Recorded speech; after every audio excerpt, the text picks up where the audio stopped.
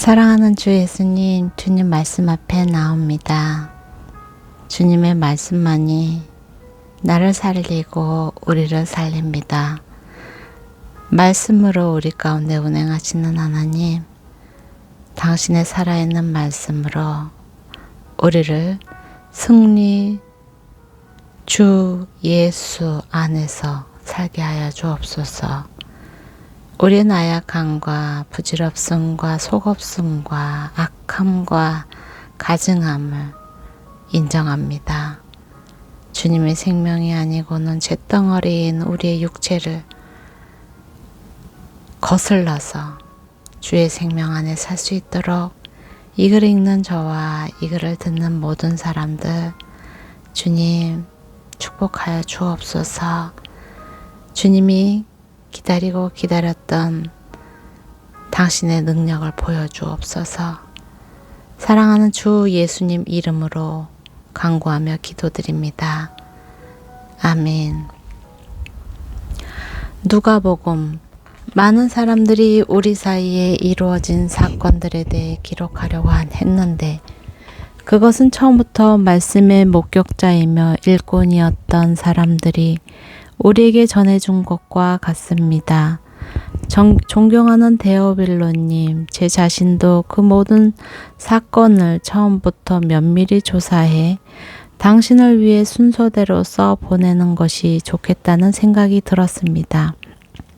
이는 당신이 전에 배우신 것이 틀림없는 사실임을 아시도록 하기 위해서입니다.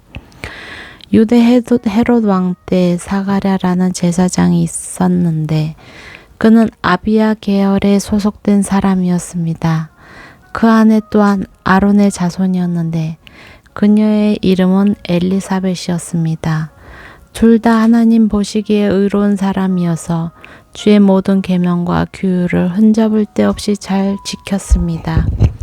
그런데 이들에게는 자식이 없었습니다. 엘리사벳이 아기를 가질 수 없는 몸이었고 둘 다 이미 나이가 많았기 때문입니다.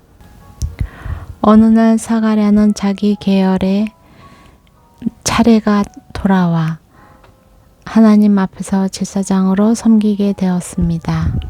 제사장직의 관례에 따라 제비를 뽑았는데 사가랴는 주의 성전 안으로 들어가 분향하는 일을 맡게 됐습니다. 그리고 사람들은 모두 밖에서 기도하고 있었습니다. 그때 주의 천사가 사가랴에게 나타나 분향하는 제단 오른쪽에 섰습니다. 천사를 본 사가랴는 깜짝 놀라 두려움에 사로잡혔습니다. 그러자 천사가 말했습니다. 두려워하지 마라 사가랴. 하나님께서 내 기도를 들으셨다. 내 아내 엘리사벳에 내게 아들을 낳아줄 것이니 그 이름을 요한이라 하여라. 그 아이는 내게 기쁨과 즐거움이 될 것이며 많은 사람이 그가 태어난 것을 기뻐할 것이다. 그는 주께서 보시기에 위대한 사람이 될 것이기 때문이다. 또 그 아이는 포도주나 독한 술을 마시지 않을 것이고 모태에서부터 성령으로 충만할 것이며 이스라엘의 많은 백성들을 그들의 주 하나님께 돌아오게 할 것이며 그는 엘리야의 심령과 능력으로 주보다 먼저 와서 아버지들의 마음을 그 자녀들에게 순종치 않는 자들을 의인의 지혜로 돌아서게 할 것이다. 그래서 주를 위해 예비된 백성들을 준비할 것이다. 사가랴가 천사에게 물었습니다. 제가 어떻게 이 말을 확신할 수 있겠습니까?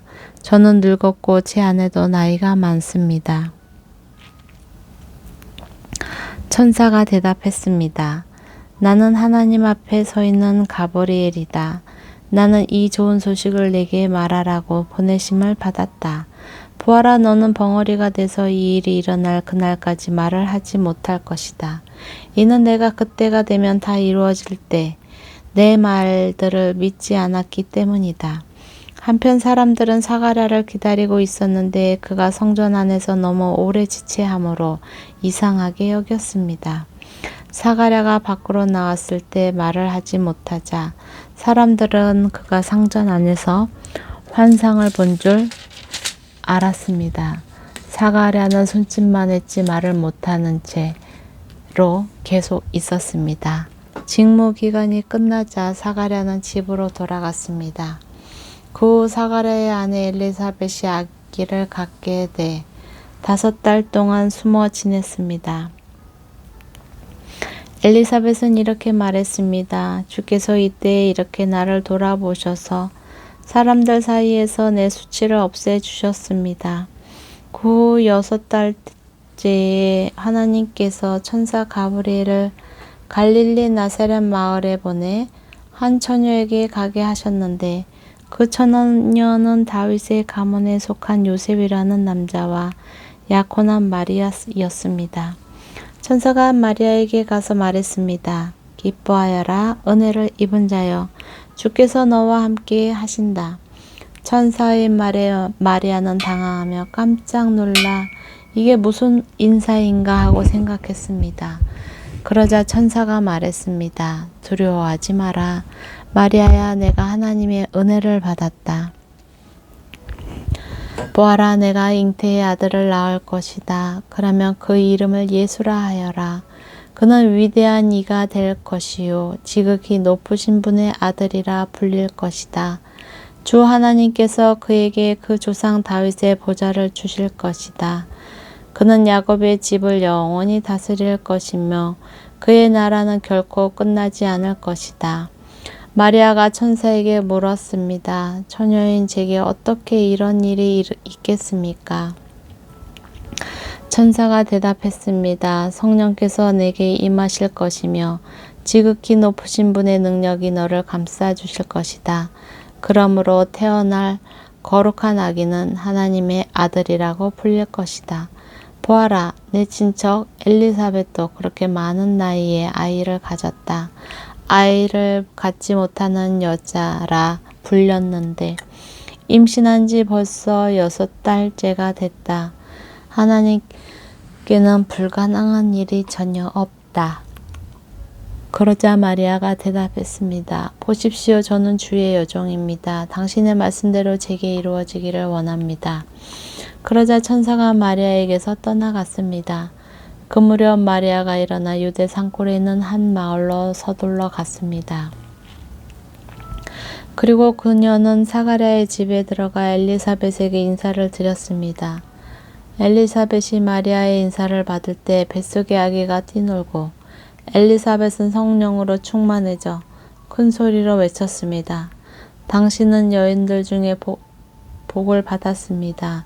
당신의 뱃속에 있는 아기도 복을 받았습니다. 내 주야 어머니께서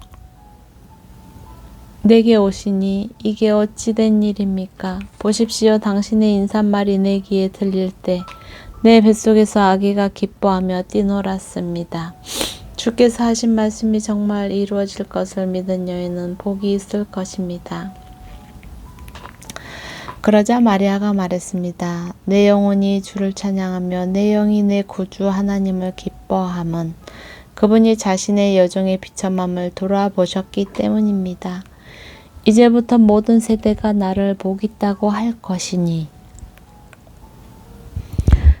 이는 전능하신 그분이 내게 위대한 일을 하셨기 때문입니다. 그분의 이름이 거룩하시며 그분의 자비는 그분을 경외하는 사람들에게 대대로 이어질 것입니다. 그분은 자신의 팔로 엄청난 일을 행하시고 마음의 생각이 교만한 사람들을 흩어버리셨습니다. 그분들은 통치자들을 왕좌에서 끌어내리시고 낮은 사람들을 높여주셨으며 배고픈 사람들을 좋은 것들로 배불리시고 부유한 사람들을 빈손으로 보내셨습니다. 그분은 자비를 기억하셔서 자기의 종 이스라엘을 도우셨습니다. 곧 우리 조상들에게 말씀하신 대로 그 자비는 아브라함과 그 자손에게 영원토록 있을 것입니다.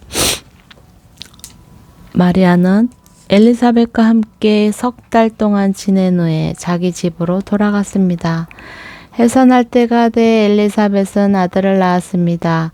이웃 사람들과 친척들은 주께서 그녀에게 큰 자비를 베푸셨다는 것을 듣고 함께 기뻐해 주었습니다. 8일째 되는 날, 그들이 아기에게 할례를 하려고 와서 아버지의 이름을 따라 그 아이의 이름을 사가랴로 지으려 했습니다. 그때 아기의 어머니가 대답했습니다. 안 됩니다. 이 아이는 요한이라고 불러야 합니다. 그러자 사람들이 엘리사벳에게 말했습니다. 당신 친척 중에는 그런 이름을 가진 사람이 하나도 없습니다. 그러고는 그 아버지에게 아기의 이름을 무엇이라 할 것인지 손짓으로 물었습니다. 사가랴는 서판을 달라고 하더니 아기의 이름은 요한이라고 썼습니다. 그들은 모두 놀랐습니다. 그러자 사가랴의 입이 곧 열리고 혀가 풀려 말하기 시작하면서 하나님을 찬양했습니다.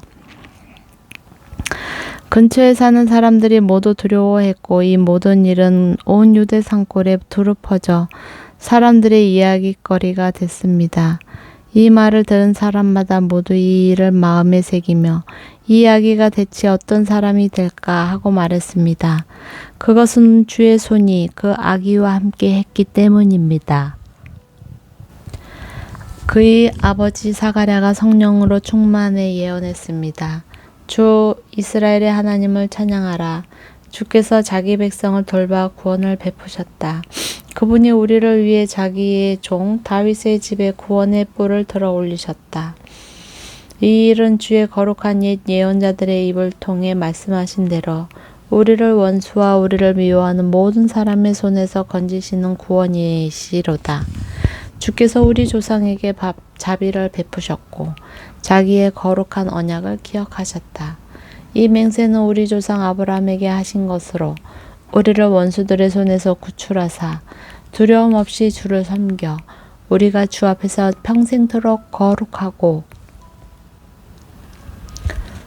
의롭게 살도록 하셨다. 너 아가야, 너는 지극히 높으신 분의 예언자로 불릴 것이다. 주보다 앞서가서 주의 길을 예비할 것이며 주의 백성에게 그들의 죄를 용서해 주어 구원의 지식을 전할 것이다. 이것은 우리 하나님의 온유하신 자비로 말미암은 것으로서 태양이 높은 곳에 떠올라 어둠과 죽음의 그늘에 앉은 우리에게 빛을 비춰 우리의 발을 평화의 길로 인도할 것이다. 그 아기는 자라면서 영이 강건해지고 이스라엘 백성들에게 공개적으로 나타나는 날까지 광야에서 살았습니다. 2장. 그 무렵 아우구스투스 황제가 칙령을 내려 전 로마 통치 지역은 호적 등록을 하게 됐습니다.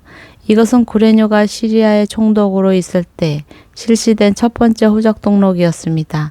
그래서 모든 사람은 호적을 등록하기 위해 각각 자기 고향으로 갔습니다. 요셉도 갈릴리 나사렛 마을을 떠나 다윗의 마을인 유대 땅 베들레헴으로 올라갔습니다. 요셉은 다윗 가문의 직계 혈통이었기 때문입니다.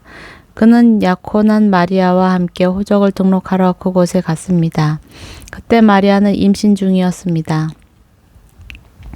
그들이 그곳에 머무르는 동안 해산할 때가 돼 마리아는 첫 아들을 낳고는 아기를 천으로 싸서 구유에 눕혔습니다.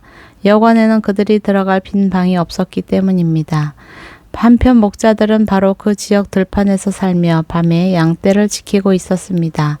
주의 천사가 그들 앞에 나타나 주의 영광이 그들을 환하게 둘러 비추니 그들은 너무나 두려웠습니다.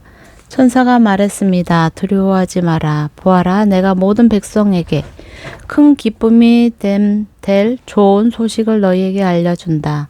오늘 구주이신 주 그리스도가 다윗의 동네에서 태어나셨다. 너희가 천에 쌓여 구유에 누워있는 아기를 볼 것인데 그것이 너희에게 표적이 될 것이다. 갑자기 그 천사와 함께 하늘의 군대가 큰 무리를 이루며 나타나 하나님을 찬양하며 말했습니다. 지극히 높은 곳에서는 하나님께 영광이요 땅에서는 하나님의 은총을 입는 사람에게 평화로다. 천사들이 떠나 하늘로 올라가자 목자들이 서로 말했습니다. 베들레헴으로 가서 주께서 우리에게 말씀하신 이 일이 정말 일어났는지 보자. 그래서 그들은 서둘러 가서 마리아와 요셉과 아기를 찾아냈습니다. 과연 아기는 구유에 누워 있었습니다. 그들은 아기를 보고 나서 그 아기에 관해 들은 말을 알려주었고 그 말을 들은 모든 사람들은 목자들이 한 말에 놀랐습니다.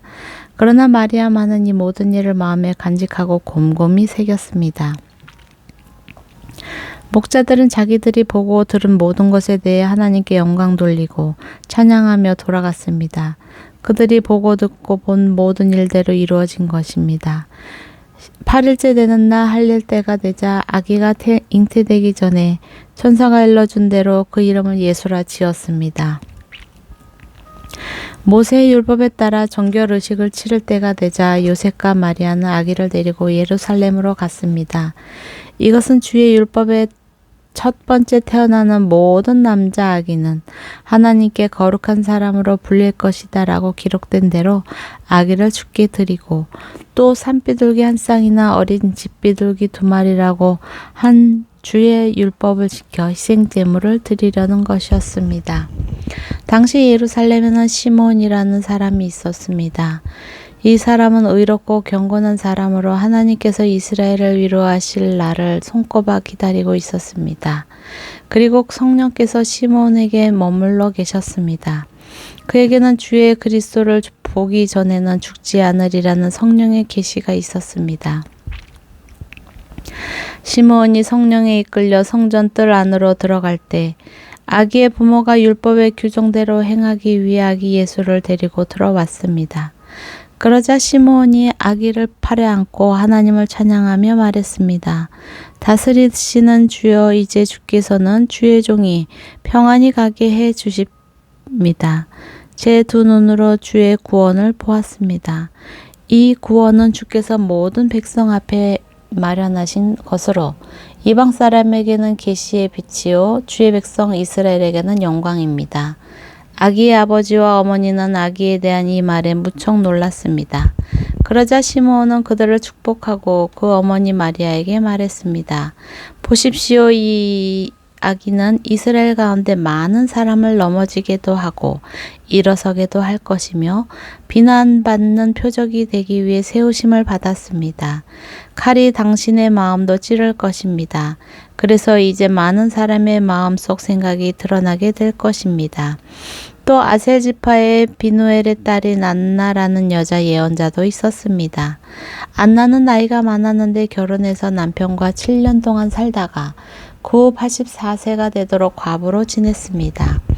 안나는 성전을 떠나지 않고 밤낮으로 금식하고 기도하면서 하나님을 섬겼습니다. 바로 그때 안나가 그들에게 다가와 하나님께 감사하고 예루살렘의 구원을 간절히 고대하는 모든 사람에게 그 아기에 대해 이야기했습니다. 요셉과 마리아는 주의 율법에 따라 모든 일을 마치고 난 뒤 갈릴리에 있는 자기 마을 나사렛으로 돌아왔습니다. 아이는 점점 자라가며 강해지고 지혜가 충만했으며 하나님의 은혜가 그 위에 있었습니다. 해마다 6월절이 되면 예수의 부모는 예루살렘으로 갔습니다. 예수께서 12살이 되던 해에도 그들은 관례에 따라 절기를 지키러 예루살렘에 올라갔습니다. 기간이 끝나 그 부모는 집으로 돌아가는 길이었는데 소년 예수는 예루살렘에 남아 있었습니다. 그러나 부모는 이 사실을 알지 못했습니다. 그들은 예수가 일행 속에 있으리라 생각하고 하룻길을 가다가 그제야 친척들과 친구들 사이에서 예수를 찾기 시작했습니다. 그러나 찾지 못하자 그들은 예루살렘으로 되돌아가서 예수를 찾았습니다. 일이 지나서야 그들은 성전뜰에서 예수를 찾게 됐습니다. 그는 선생들 가운데 앉아서 이야기를 듣기도 하고 묻기도 하고 있었습니다. 예수의 말을 들은 사람들마다 그가 깨닫고 대답하는 것에 몹시 감탄했습니다. 그 부모는 예수를 보고 놀랐습니다. 그래서 그의 어머니가 말했습니다. 얘야, 왜 우리에게 이렇게 했느냐? 내 아버지와 내가 얼마나 걱정하며 찾았는지 모른다. 그러자 예수가 말했습니다. 왜 나를 찾으셨습니까? 내가 마땅히 내 아버지의 집에 있어야 하는 줄 모르셨습니까? 그러나 그들은 예수가 하는 말을 깨닫지 못했습니다. 그러고 나서 예수는 부모와 함께 내려가 나사렛으로 돌아가서 부모님께 순종하며 지냈습니다. 예수의 어머니는 이 모든 일을 마음에 간직했습니다. 그리고 예수는 지혜와 키가 점점 더 자라가며 하나님과 사람들로부터 사랑을 받았습니다. 아멘.